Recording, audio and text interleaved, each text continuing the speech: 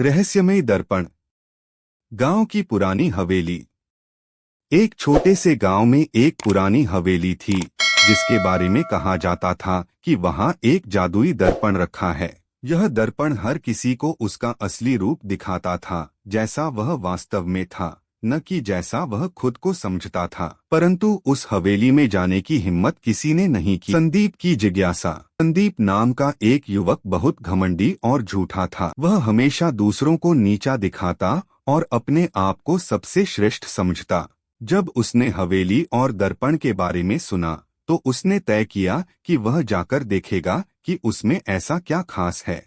हवेली के अंदर एक रात वह चुपके से हवेली में घुसा। अंदर अजीब सा सन्नाटा था। धूल से भरे कमरे के बीच में एक विशाल दर्पण रखा था। जैसे ही संदीप उसके सामने खड़ा हुआ, उसे अपने चेहरे पर अजीब बदलाव महसूस हुआ। दर्पण की सच्चाई। दर्पण में उसकी छवि वैसी नहीं थी जैसी वह सोचता था। उसमें उसका चेहरा डरावना, स्वार्थी और घमंड से भरा हुआ दिख रहा था। वह घबरा गया और भागने की कोशिश करने लगा, लेकिन दरवाजे बंद हो गए। तभी दर्पण से एक आवाज आई, तुम्हारी सच्चाई यही है।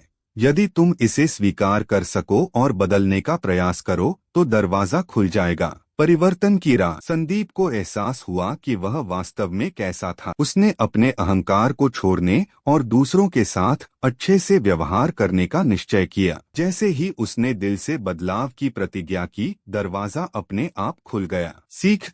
संदीप अब पहले जैसा नहीं रहा।